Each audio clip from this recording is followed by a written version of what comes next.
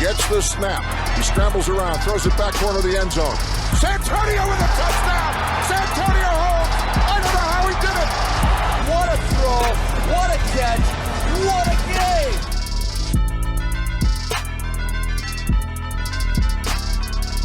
Wilson, quick throw, and it's good. Intercepted! Intercepted by Malcolm Butler! Butler has it at the one! Malcolm Butler stepped in front of the throw! And the Patriots have possession!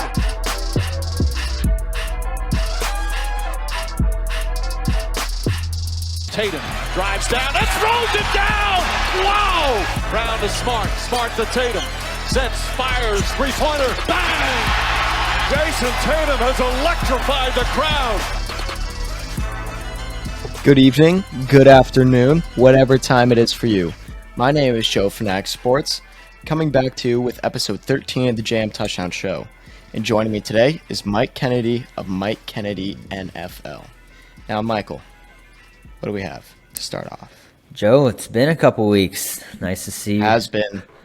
It was a slow time of the NFL offseason. You know, it's July, but training camps are about to get started here, preseason, and we finally had some big news drop just the other day. Kyler Murray finally signed an extension with the Arizona Cardinals. 5 years, $230.5 million, and $160 million of that was guaranteed.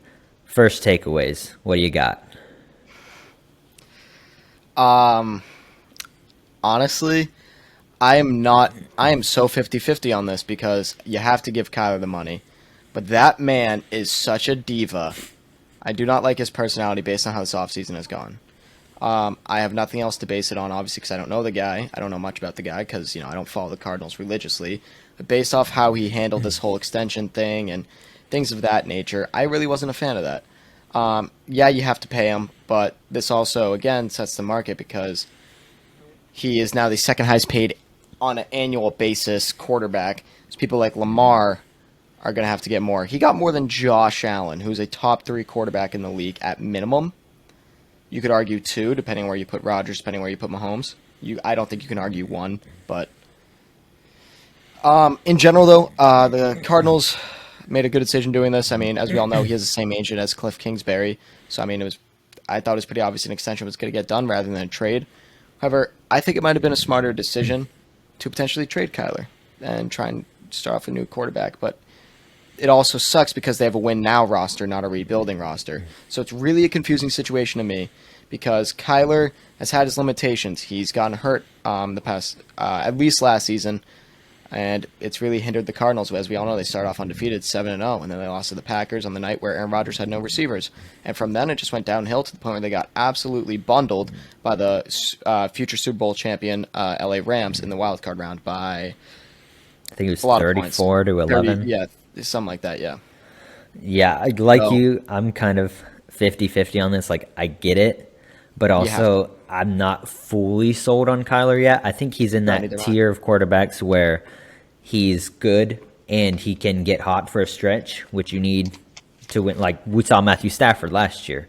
He was good all season. He had his ups and downs, and then he just had a hot stretch, and that's all they needed because they had a great team around him. Thing is, I don't think the Cardinals have that team, and I'm not a fan of their organization and their franchise.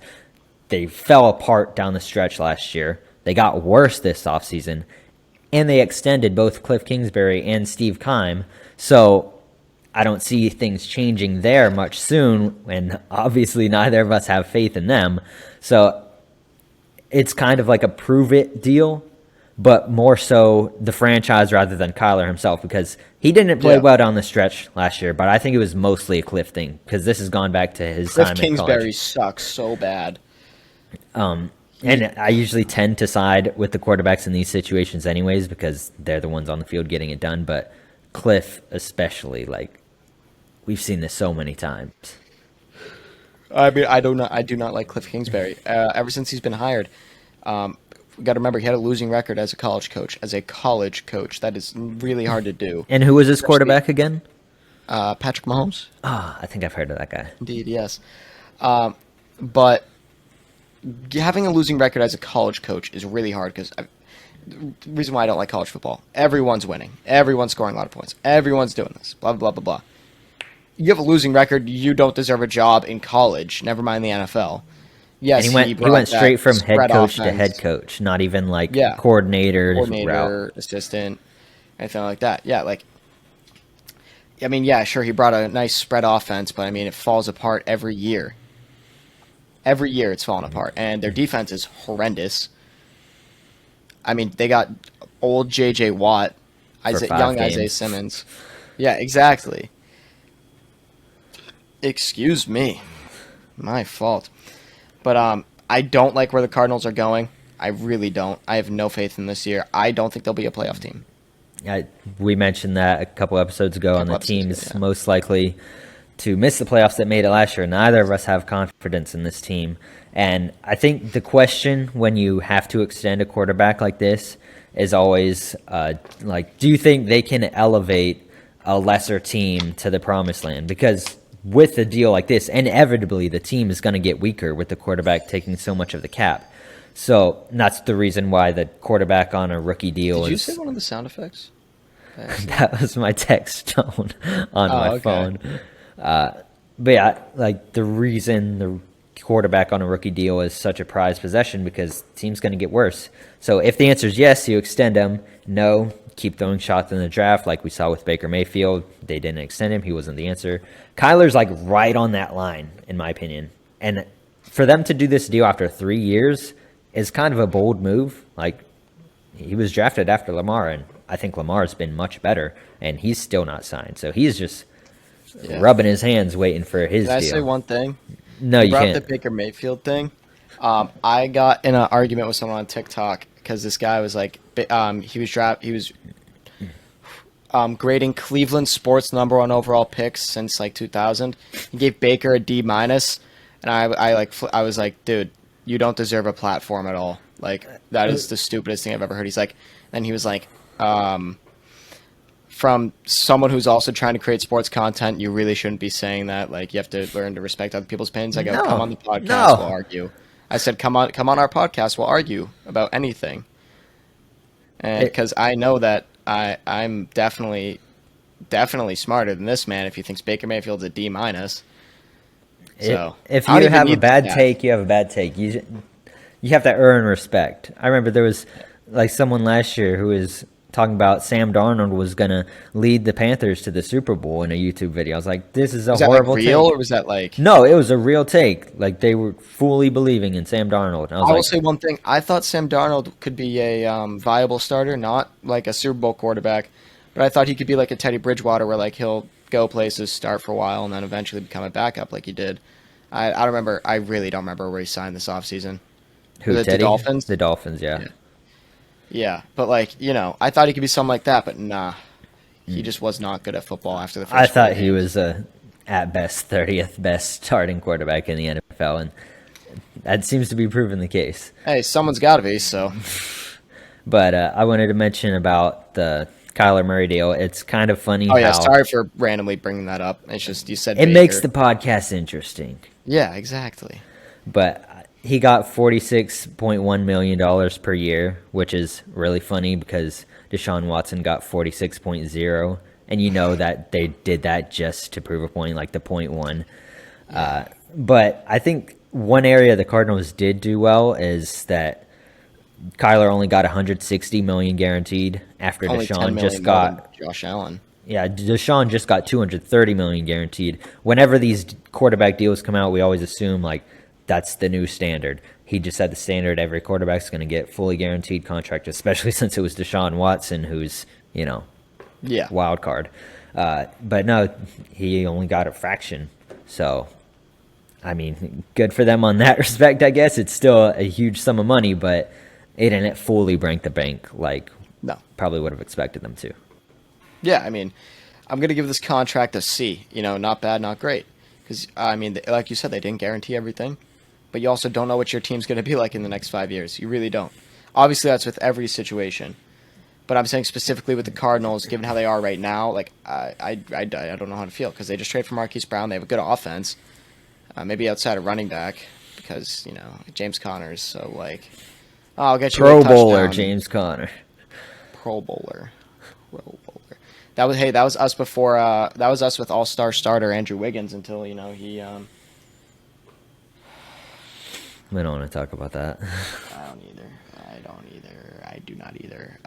But yeah, C, flat C, not plus, not minus C. No, I think that's fair. I also wanted to mention now there's 13 quarterbacks in the NFL who are making $30 million per year. Only 3 of them have yet to win a playoff game: Carson Wentz, Derek Carr, and Kyler Murray. Obviously, it's kind of unfair. Kyler's only played 3 years. And Matthew Stafford's one of those 13 quarterbacks. He didn't win his first playoff game until his 13th season. But it is, kind of a risk. You don't know what you're going to get. Obviously, wins are not a quarterback stat, but you do want a quarterback who can help you win in the postseason. Did you think Super Bowl? You said playoff game. Yeah, playoff game. Oh. Matthew Stafford did not win a playoff game until his 13th season. Well, no, you meant you said 13 quarterbacks make 30 million plus. Only 3 have won a Super Bowl. I thought you said. Or only 3 have not won a playoff game of those 13. Oh. Yeah, I gotcha. Yeah. Okay. Yep. I had to put that all together. You got there, Joe. I heard you wrong. Jeez. But yeah, I mean, yeah, Kyler might figure it out.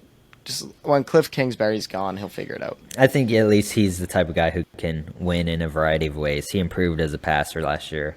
There's only so much you can do with a standard pocket passer. So he'll figure it out one way or another. Mm-hmm. And that's all I got. You? Yep. Straight C. Let's move into the smaller moves. Kyle Rudolph signed with Tampa Bay. Cool. He'll be the second or third tight end behind Cameron Brate or that rookie they just drafted. I forget his name. But hey, it's a reliable. What was it? Cade Otton. Thank you. It's a reliable target for Brady. Kyle Rudolph's a veteran tight end. He's had success before, but I think now he's very much out of his prime, obviously. But he's still a solid piece. He did a couple things for the Giants last year, but not a lot. But he was decent. But tight end is definitely the weakest position on the Tampa Bay roster now. I'd say probably. Cameron Brate has always been solid. Definitely never great, but he's been solid throughout his career. But you still have Mike Evans. You got Chris Godwin come back from his ACL. You got Russell Gage, who I think is going to be very, very underlooked overlooked. Yeah. I was thinking underrated. You know what I meant. Overlooked before this season. Then he's going to come out and do great for them, I think, especially while Godwin's gone. Fantasy people, I would take a flyer on him in the late rounds. Don't expect. I would say for fantasy people, I would say draft him and trade him after he does well because Chris Godwin will come back. He's not going to be ready for Week 1, right, Godwin? Most likely not. Yeah. Okay. But yeah, I think it's a solid signing. Again, not much to talk about there. Yeah, I think really where he's going to shine, he's an elite red zone threat. Oh, yeah. So, we saw That's the Saints. Yeah, we saw in the playoff game. You saw there was a little Twitter beef with Chauncey Gardner-Johnson because Kyle Rudolph tweeted a Photoshop of that game winner over PJ Williams where he was now in a Buccaneers uniform, and they were going back and forth. Chauncey kind of got in his feelings. He tweeted about it multiple times after the fact. So the Saints-Bucks games are always entertaining, and that should add a little fuel to the fire. But one comparison for the NFC South division winner, Saints next year. There you go. But this is kind of a lazy comparison because I want to compare Kyle Rudolph to Kyle Brady. You probably never heard of him, but yes, they have the same name. But Kyle Brady, they're both 6'6". They're both about 260, 270 pounds. The Patriots signed Kyle Brady in 2007, along with, when they brought in all those pass catchers. And he was mostly just a red zone threat, catching jump ball TDs for Tom Brady. He was 35 at the time. Kyle Rudolph will be 33 in November. They're both solid blockers. I think that's really what Kyle Rudolph is going to add to this team. He's a decent blocker. He's improved over time. The Buccaneers like to run a lot of 12 personnel. They were like 12th or 13th in the NFL last year among that personnel. So he's going to play. There's a conspiracy theory I kind of have that they needed to sign a veteran to replace Gronk, who was just bad enough that they would feel the need to reach back out to Gronk to get him to come back. Like, okay, this was a disaster. We need you, Gronk. Come back. So I could see that happening. But yeah, that's about all I have on Kyle Rudolph. He does need 5 receiving touchdowns to enter the top 10 of all time for a tight end. So that's something to keep an eye on out with Tom Brady as his quarterback rather than Daniel Jones, Mike Glennon, and whoever the Giants were running out there last year. So yeah, it's a signing. Yeah. Orlando Brown's a scumbag. He doesn't know his worth. Sure, he's a top 10 offensive tackle. I'm going to give it to him. I don't know about you. You gave me like that, like... I don't know if it's a sure thing. I could see an argument made for it, but I think he's like in that fringe 15-ish range, maybe. Okay. But he's young, so he does have that potential. There's also 64 offensive tackles compared to every other position where it's 32. All right, besides guards too. You know what I meant. And edge rushers and corners. Whatever. You're just hurting your own argument. Yeah. Well, I'm saying like 15 is a lot better for offensive tackles than it would be for quarterback. Right. For example, potentially. But 25 or 20, whatever he asked for, like 25 million a year, he's not worth it. Only offensive tackles I can say that are worth that. Trent Williams. List ends. Tyron Smith, if he's healthy. So list ends. Trent Williams. That's it. Because he's been healthy. He's absolutely, he's old and he's still dominating. Tyron Smith gets hurt a good amount. That's it. Yeah. No. And he's the highest paid tackle in the league, and he's only making $23 million, which is right there with David Bakhtiari. Laramie Tunsil is $22 million. Nobody else is like even hit $20 million. And Laramie Tunsil, look, I like him. He's making 22. Yeah, he's the 3rd highest paid tackle in the NFL. Bakhtiari deserves it. Tunsil though. But yeah, I mean I get this from both sides, really, more so from the Chiefs side. Because like if Orlando Brown was on the open market, he would be getting more than the $18 million that the Chiefs are offering him. Like he would see more than that with a lot of suitors. That would have made him the 6th highest per year. So obviously I get why he didn't take it, but also like the Chiefs, they're in salary cap hell, as we know. They had to trade Tyreek Hill, one of the most impactful offensive players we've ever seen, because they didn't want to pay him what he wanted. So you're not going to shell out for a tackle like Orlando Brown, who's not an elite offensive lineman. He's middle of the pack, maybe towards the top of that middle of the pack, as we've established. I would say, yeah.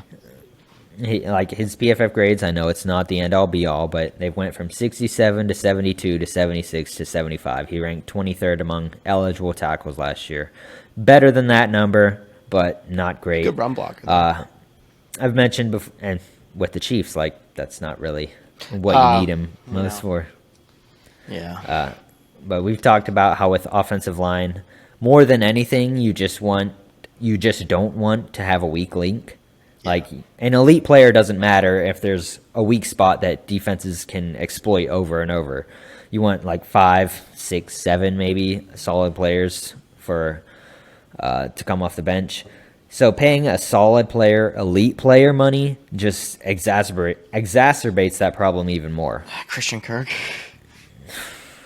Don't even get me started on him. Whatever. Hey, speaking of elite players, though, I got one after. Very elite. 1 second. No, I know. I had to say it. You just love your transitions. Can I say that's what I do during my essays? I'm a good writer, you know. But keep them going. I just wanted to bring up how the Chiefs got to this position with Orlando Brown in the first place. Remember the Super Bowl against the Buccaneers, Super Bowl 55. Oh, come on. They were out 4 of their 5 starting offensive linemen, and that was easily the reason they lost that game. Patrick Mahomes was running for his life in a way I've never seen a quarterback run for his life in a game before. So they were so desperate. Eric Fisher had torn his Achilles in the AFC Championship game. They released him after the season. Mitchell Schwartz suffered a back injury that season. He only played 6 games. He was released, missed all of last year, and then he retired. So both tackle spots were up for grabs. And they only had the 31st pick in the draft, which you can't fill that position with a solid player, most likely. So they were desperate. They had to go and get Orlando Brown. Traded, a first, third, fourth, and a fifth for Brown and a second. But now they've rebuilt their offensive line. They added Joe Thuney, Creed Humphrey, Trey Smith. So that desperation is no longer there, which is why they don't feel the need to pay him. If this had come up last year, I feel like they would have paid him whatever he wanted just to fulfill that spot. Yeah. But they should want an elite player, right? I agree, but that's really hard to come by. Excuse me. Like, they want an elite player. Elite Come player. on, man. Well, I was going to talk about Orlando Brown for a sec, but, I really have nothing else to say. He's a decent offensive tackle. He's very good at run blocking. Doesn't fit the Chiefs scheme, and he wants way too much money. Speaking of... I will say one more thing now. Okay. You reminded me. I think he'll probably sit out for camp, return for the season. Oh, yeah. And then leave in free agency next year. At least then the Chiefs will be able to make one last run with him and then have more time to prepare to replace him next offseason. I think this is it for him. Yeah, no, that makes a lot of sense. It's the most likely option. I would do it, too, if I were Orlando Brown. Because, get your bag, but, you don't want... No one's going to pay that back. Anyways, we were talking about elite players earlier. There's one really elite player, especially elite run blocker, elite pass catcher.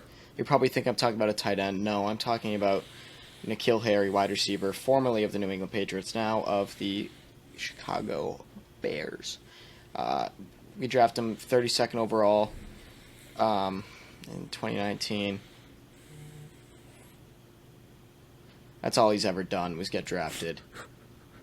I was actually at the That's game. not fair. He also got hurt and he dropped some passes. And he can run block really well. I will say that. He can. But basically his career highlight was getting drafted. I'm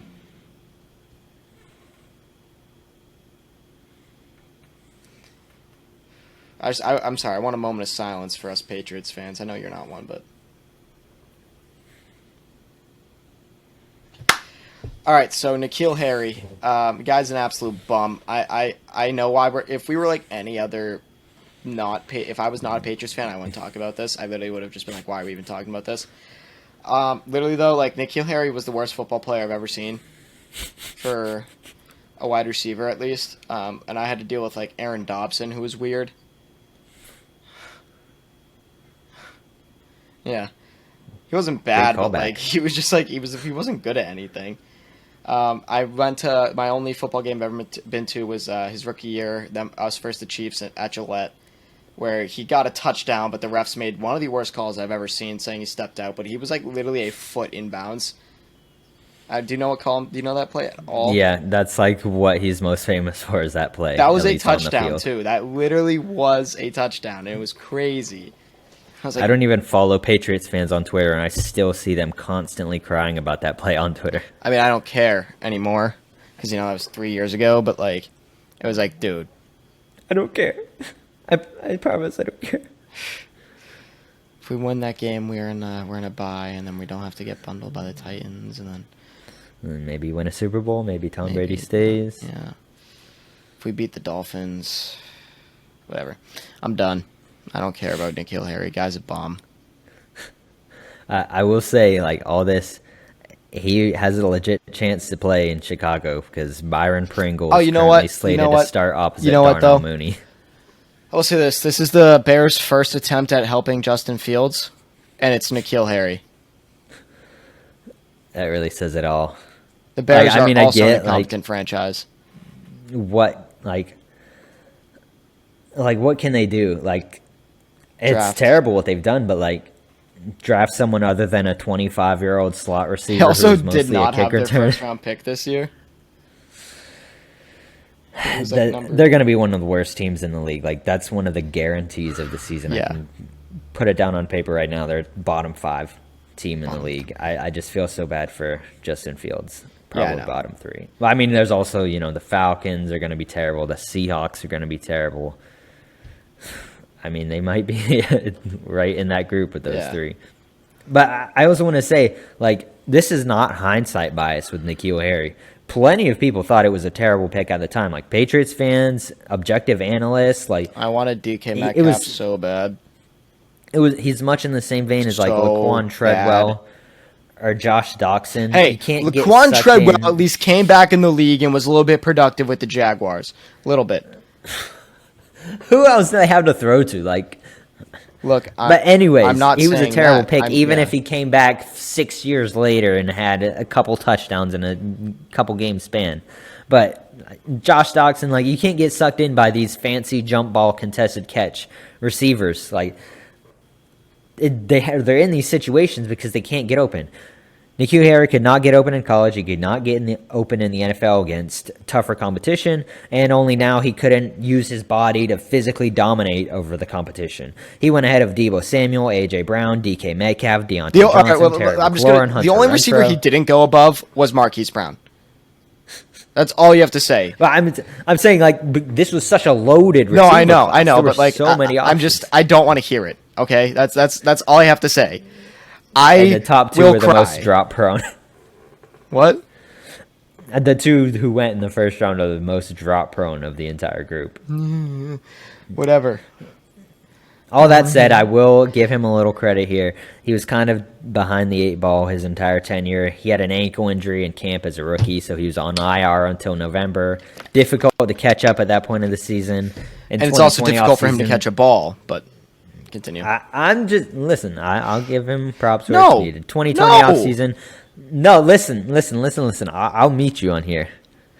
The 2020 offseason, that's a horrible time to get acquainted. Go ahead. His quarterbacks are Cam, Jarrett Stidham, and Brian Hoyer. And he requested a trade last offseason. He had a preseason shoulder injury, which had him on IR until October. That's all I'm going to say. There's your bright side, Bears fans. You can play the Sam Darnold. Just wait until he's a good situation card to your heart's desire. I thought you were obviously he was a terrible, terrible player. Yep. But he also could have had a better situation. He might have maybe had a little bit better than 10 catches last season. Yeah. It was a disaster all around is what I'm trying to say. I turned my camera off thinking you would still continue to go on because if I know you, I know you. That's all I can get on him. Exactly. Nikhil Harry bad. I'm done though. Nikhil Harry bad. Patriots don't draft a receiver good. I'm done. I don't know transition. Justin Houston signed with the Ravens again. Cool. Literally, he's a decent pass rusher. We were talking about this a little bit before. He's a decent pass rusher at this point. I don't really know what to feel about it because he'll help out. He'll be an impact player, but it'll be rotational piece. I mean, they really needed. The Ravens did really need pass rush, and obviously, they had to deal with the passing of. The one I'm sorry, I forgot his name. Not trying to be disrespectful, but I'm gonna look it up now because I don't. That was. You shouldn't have brought it up. Jalen Ferguson. He was actually looking to come into a big role with Justin Houston leaving and things of that nature. Yeah, sorry about that. But Houston come back. I mean, he'll do some things for them. Probably be a 5 to 7 sack guy. He's decent. That's yeah. And we've talked before. They needed pass rush help. They were looking into Jason Pierre-Paul. We mentioned Robert Quinn could go there, but this makes more sense. He's probably about on the same level as those guys, but he also has the added familiarity. Not Robert Quinn. Oh yeah, not Robert Quinn, but I know he's at the same age. Is what yeah. I'm trying to say, and he'd have probably the same role. But now he has the added familiarity since he's been here. Projected starter Tyus Bowser towards Achilles last year in Week 18. We don't know when he's going to be there. Rookie David Ojabo towards Achilles at Pro Day. So really, they just had Odafe Owe, who's solid as a rookie. Oh yeah, he is. So I think, like you said, he'll probably be in that 5, 6, 7 sack range. But his biggest impact will be passing along knowledge to the younger teammates. It's a funny story. They actually referred to him as Yoda in the Ravens locker room because he's. Oh, did they really? I just found that out when I was researching. I was like, oh, I think I like Justin Houston a little bit more now. Yoda. That was a good impression, but I was not expecting that. Oh, I like that though. That was good. Thank you. That was good. But that's all I got on Justin Yeah, Houston. literally. All right. I want to give a tribute to my dog, Jason McCourty. He retired. Jason McCourty, man. He was never the best corner in the league. You know, he went from the Browns to the Titans, then to the Browns, and now he went to the Patriots, and he won a Super Bowl with us. And in that Super Bowl, he did something remarkable. Jared Goff was looking deep right in the end zone. It was going to be a catch. I believe it was Brandon Cooks, which is kind of funny given he was on our Super Bowl losing team. Jason McCourty comes out of God knows where and knocks that ball down and saves us the only touchdown the Rams could have scored. I really appreciate him for that. You know, his brother Devin, he's a dog too. Patriots Hall of Famer at least. There's a video to come out hopefully before I leave on Thursday. But I love Jason McCourty. He's a great guy. You know, I'm pretty sure he does a lot with charity.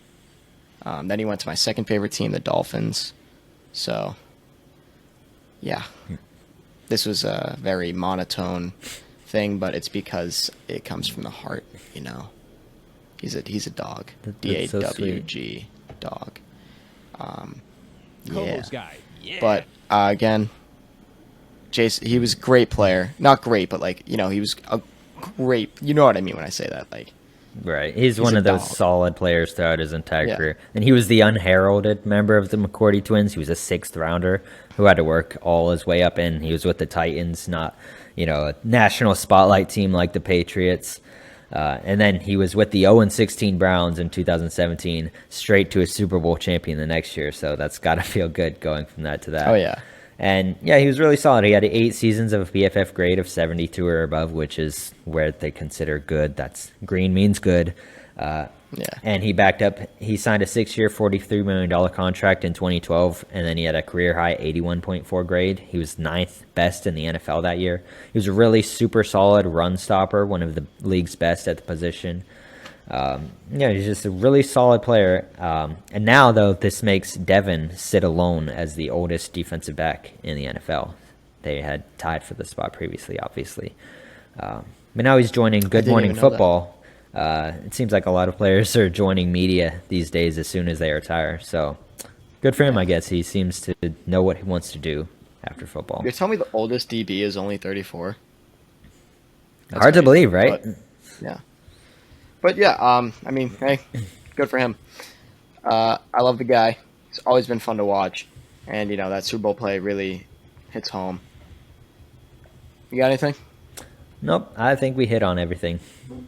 Yeah, Eddie Goldman, he went to the Falcons, then he retired. I don't get it. I mean, you do you, King. But, apparently there was a lot of talk. He opted out of the 2020 season, for COVID reasons. But there was a lot of talk that you could really tell that his heart wasn't in it anymore. His play fell off a cliff last year. Apparently, from people who are in the know, it was kind of because he didn't really care anymore. So this isn't really too surprising. He had some good time with the Bears. That really 2018 defense, he was really good. I remember there was one time he completely bull rushed John Sullivan basically right into retirement in that Sunday night game for a safety. But yeah, it's funny. Atlanta fans can now buy an Eddie Goldman jersey to go along with their Carmelo Anthony and Lance Moore jerseys, guys who never played. That's about all I got. How much can you really get out of Eddie Goldman signing with the team and then retiring 13 days later? Yeah. No, yeah, good for him. That's one thing we always say is good for him when these guys can retire early. They know what they want to do. So, and again, it's been really slow. It's July. Slower than your grandmother driving. Or a turtle. Or a snail. Anyways, something that I'm hoping goes fast, as in a speedy recovery, is John Metchie III, Texans rookie, was just diagnosed with leukemia, and according to him, it is the easiest to cure. So what I'm guessing he means by that, I mean, I'm no scientist or doctor, is that he Hold means... up, you've been lying to me this entire time? Yeah, Dr. Fanatics, you know. Dr. Fanny. Unbelievable. Oh, that was weird. We don't have to talk about that. Yeah. So whatever that means, I'm guessing it means it's early on in the diagnosis. Like they didn't catch it late. So thank God for that. And praying for him, you know, hoping he has the best recovery possible because he was looking to have a pretty solid career after his injury in college. Have to see what happens next. Yeah, I was going to say, like, this sucks for him because he was already coming off a torn ACL in the SEC championship game in December. He had said he would be ready to play football without training wheels in July, and now this comes up. So dude just can't catch a break. And he was... without training wheels. That's funny.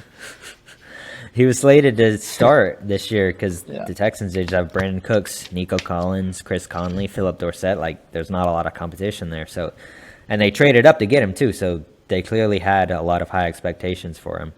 And really, the Texans were one of the worst teams last year in terms of slot receiver production, and he was one of the best, most productive slot receivers in college football last year. So, obviously, everything, we just want him to get healthy and get through this okay, but on field, it's also a big blow because they were really counting on him. Yeah. But as you said, hopefully this is easy to cure, as he said. He says himself. But yeah, prayers up for him. But there's one thing I want to talk about revolving another Boston sport. Kevin Durant and the Celtics. The Celtics were in talks with the Nets according to Shams. The offer was Jalen, Derek, couple firsts, I think. Obviously, the Nets didn't take it. I don't want them to take it. I'll get to that in a second. Kevin Durant's been looking for a trade. There's been no real suitors because DeAndre Ayton, I believe they actually can trade him because he's not on the 5-year. Is he on the 4-year?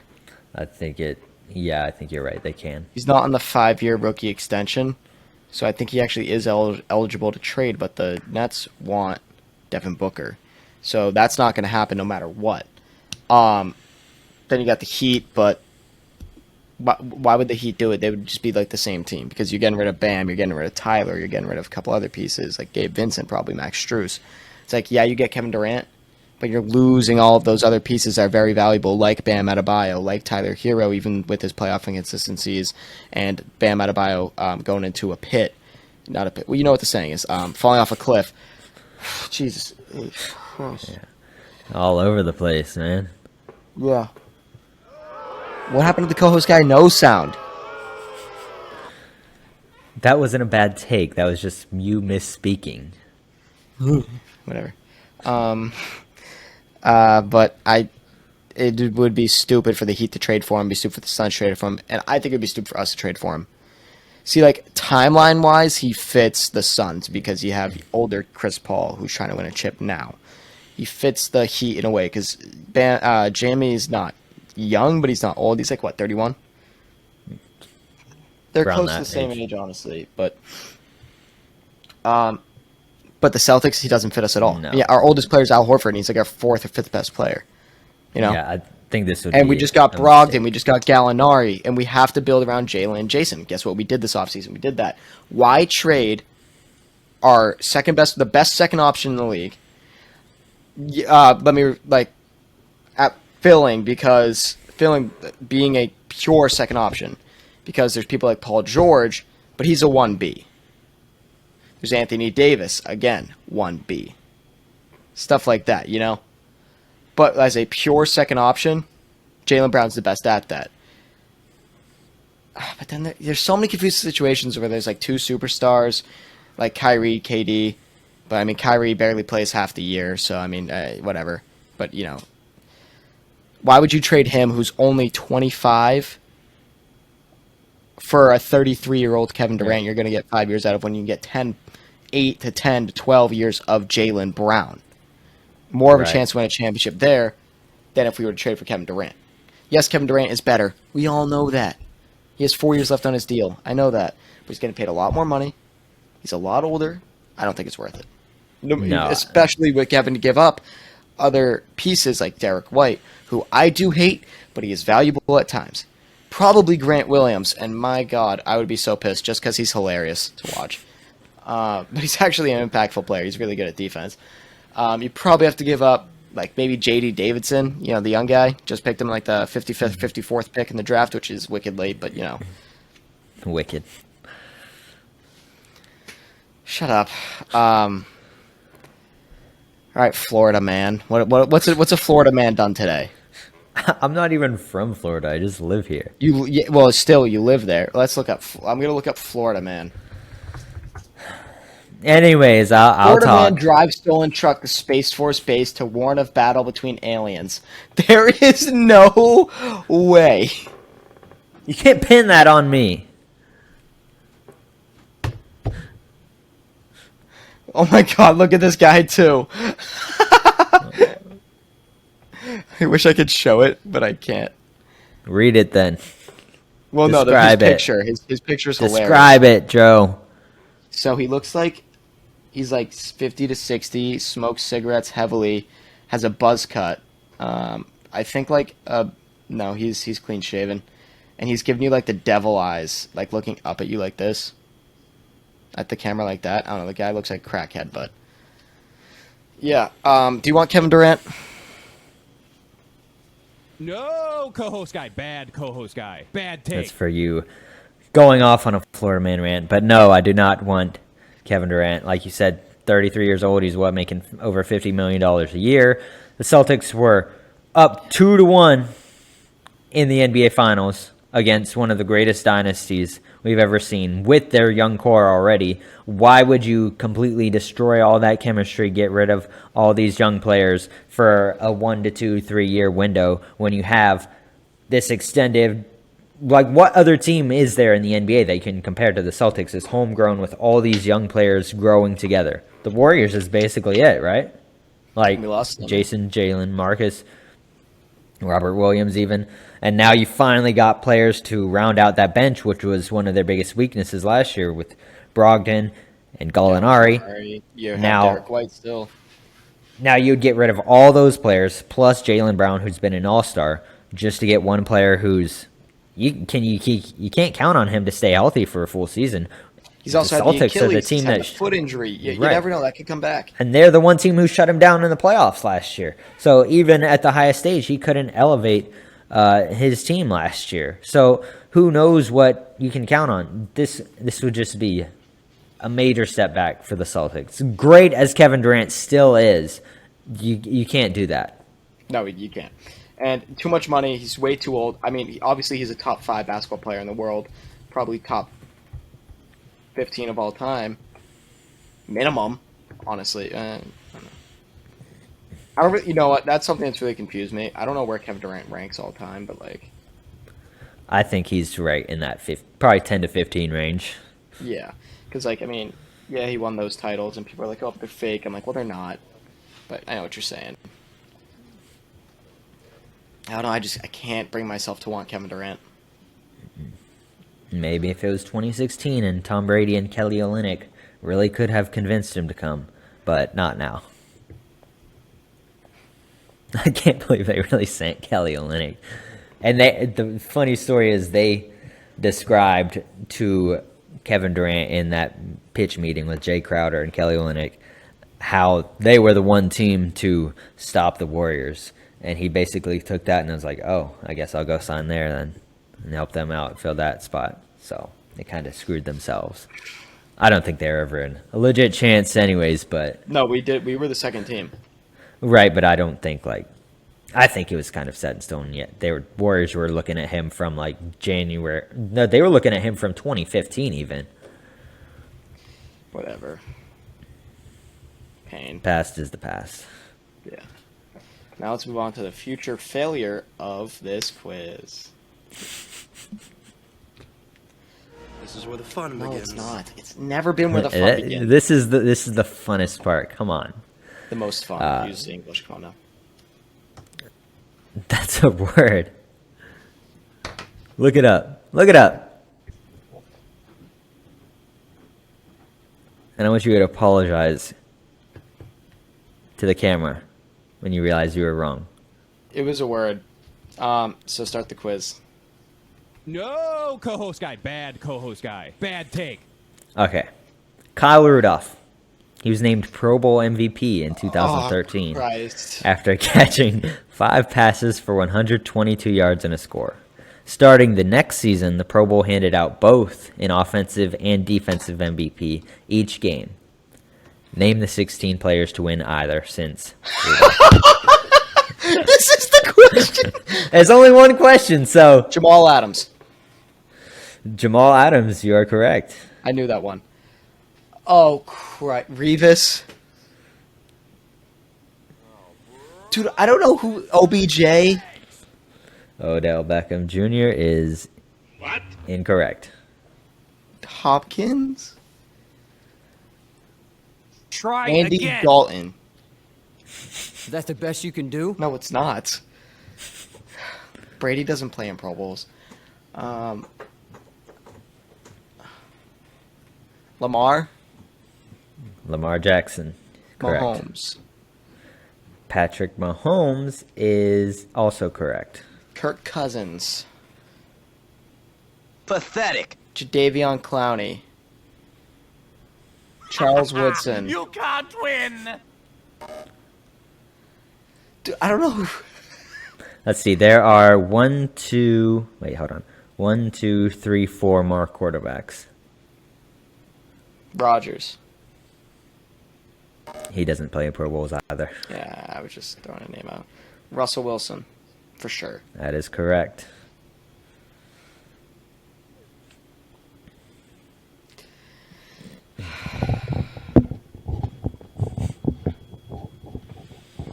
This is the worst.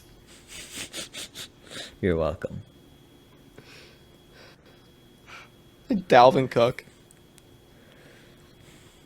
Try again. Are there any running backs? There is not a running back. Of course not. They don't win any awards. The rest of the offensive players, there are 3 quarterbacks and 2 tight ends. Gronk? No. Try Travis again. Kelce? Darren Travis Waller? Kelce's correct. No. Jason Pathetic. Witten? Pathetic. Keith Miller? That's the best you can do? No. How many of these quarterbacks are currently active? All 3 of them. Oh, great. Well, Matt two Ryan. of them start. Matt Ryan. Try again. No, okay. Carson Wentz? Try Teddy again. Bridgewater? What?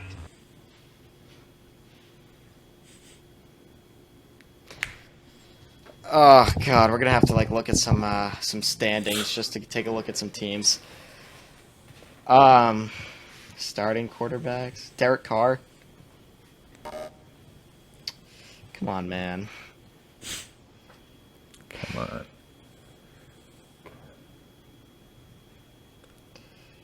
Oh, Watson. Prescott. Stafford. Has to be. Correct. One more quarterback, and he just won it this past year. This past year, bro? Kill me.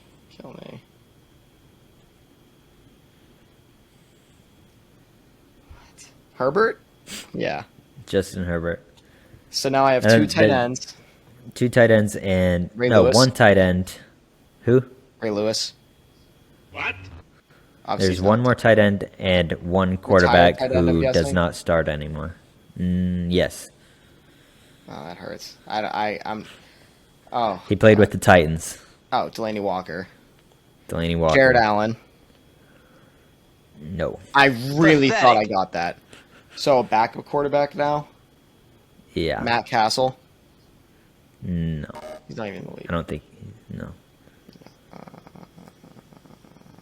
Mitch. Try No, again. he was the MVP. That's what it was. All right, I'm going to forget that one out. Defense. How many of them are active? Stephon Gilmore. 1, 2. You don't even give me a chance to count. 1, 2, 3, 4 of them are active. So half. Eddie Jackson. And Kevin Byard. None of them are defensive backs. Thank you. That helps me a lot. Calais Campbell. Calais Campbell, correct. How'd you get that one? I don't know. I'm You're telling looking it up. No, I literally just have the standings up. But What was the one you got last time? oh my god, Marvin Jones. Dude, sometimes CJ Mosley for sure. I already said Ray Lewis. None of the inactive ones are defensive backs either. No.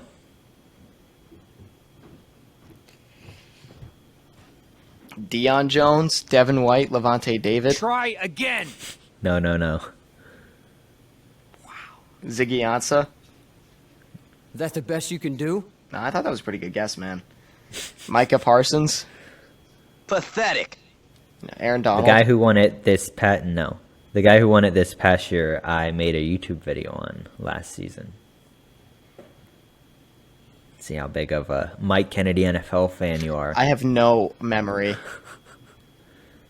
Guy who won it this past season.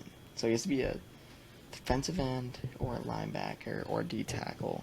You've never made a video on a defensive tackle, though, I don't think, so I'm gonna... Depending on what you define Cameron Hayward as, but it's not him. Oh, well, yeah. It's an edge defender. Edge. Brian Burns. That was a shot in the dark. Shaq Barrett. I don't remember who you made the video on, my man. Zadarius Smith. He plays in the AFC West. Max Crosby. He Max won it? Crosby. Yeah. Justin Houston. You got... no. Brandon Graham. Jordan Hicks.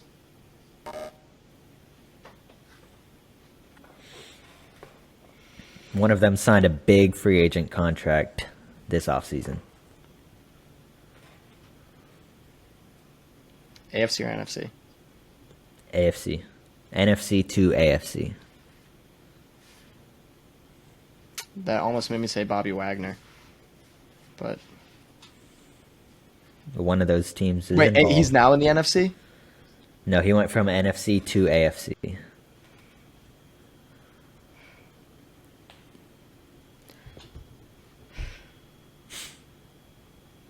This sucks.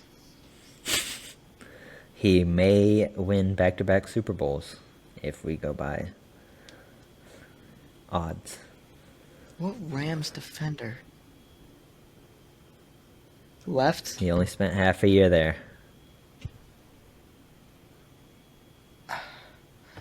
You're gonna feel so stupid. Let's think linebackers. No. It's a defensive end, isn't it?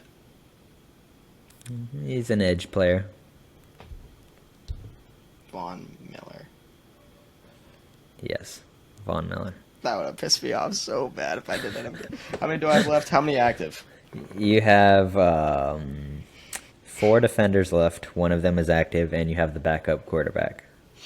Okay, I'm not getting the backup. I'll say that. He also won a Super Bowl MVP. Nick Foles. Nick Foles. After that 27-2 season in 2013. Crikey. The one active defender as he's been in the MVP race before. Aaron Donald. You already said him. I know. J.J. Who- Watt. there's- Oh, J.J. Watt. J.J. Watt. All right. Now for the 4 You're probably not inactive, gonna get how it. long have they been There's retired? 3. I mean, probably since like 2017-ish. For all 3? Yeah, probably not exact, but around that time. Ryan Shazier. I can guarantee you're not going to get one of these, probably. Can I get some positions? One of them, you've got a defensive end, a regular outside linebacker, and an edge defender. When you say regular outside linebacker, do you mean like a weak side? Like a standard 4-3 linebacker. Okay, so like plays coverage more than... Yeah. Like he's not a pass rusher. Yeah. Oh, Bruce Irvin? No. But the defensive end did play with Bruce Michael Irvin. Bennett. Michael Bennett is correct. Damn. We got 2 Did more. he play for the Linebacker- Patriots? He did. You know, I thought he did. These 2 are more difficult, I'm going to be honest. I might have to call it because I really don't think I'm going to get it. A linebacker for the Chiefs. Does that give you any hints? Yes, but I can't remember his name, which is... The thing is, I know it's not... He's the... If you have something in your brain, just say it. Do his initials make music? Yes. Derek Johnson. Derek Johnson. I thought he... You know what? I thought he retired a little bit before that. Well, he did win it the same year as Nick Foles, 2014. But I think he did play until... Let me see. Yeah, he played until 2018, actually. He played 6 games with the Raiders that year. Oh, well... His last full season was 2017. Navarro Bowman. Chiefs. Patrick Willis. What's this? This guy did it with the Bills in 2017. Kiko Alonso. No. And this guy was like a... Marcel Darius. No. Kyle Williams. It was an out-of-nowhere season that was never replicated. Oh, Sorry. no, I know who it is. Oh my god, what's his name? Oh my god, it's that one edge, it's that one pass rusher, right? Dude, oh. You have to get it. You have to get it. Come on. What's the first letter of his name? What is it? L. Lorenzo Alexander. Congratulations.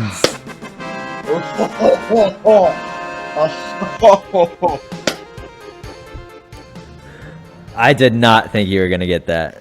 Dude, when you said that, I was like, yes, I know it, because he was trash every other year of his career, but like, look at this. He had, through his first 127 games, he had 9 sacks. And then he had 12 and a half for the 2016 Bills. And I believe, let's pull up his game logs. He had 9 in his first 7 games that year. wow. What a pool. I'm proud of you. Back-to-back quizzes, Joe. That I didn't, And he was 33 years old that I didn't year. give up. Or that I You pulled won. one. Yeah. I was actually impressed by what you were able to pull. Last week, too, the Marvin Jones, no, not last week, 2 weeks ago. All right. Now that I've passed the quiz, I'm that guy. It took me literally like 20 minutes, but we thank you guys for tuning into the JM Touchdown Show. This was episode 13, coming to a conclusion, recorded on July 25th. This is Joe Fanatic Sports. I'm going to be signing off. Michael, you do your thing. What is my thing? Say thanks for watching. I feel like you were referencing something specific just there. Like, just like be, you know, Yeah. be Thanks be for gracious. watching. Thanks for listening. All of our so loyal listeners, viewers, all of our, 19 followers on Twitter now. Co-host guy, Clonecast Pod. I know he's probably the one who actually listens. I don't know if he listens all the way through. If any of you do listen all the way through to this point, I'm saying, tweet at us, let us know, because we want to know who's actually listening, so we can involve you in the show, like give you a shout out, or maybe you can ask a question. That's pretty much all I got. Like I said, preseason's coming up. The Hall of Fame game is Thursday, August 4th, Jaguars Raiders, and then it's going to get the ball rolling from there. The Hall of Fame enshrinement ceremony is August 6th, so it's sneaking up, Joe. No more slow news weeks where we have to have no choice but to skip. Yeah. Well, thank you guys. Have a great night. Or morning. See ya. Or day. Or evening.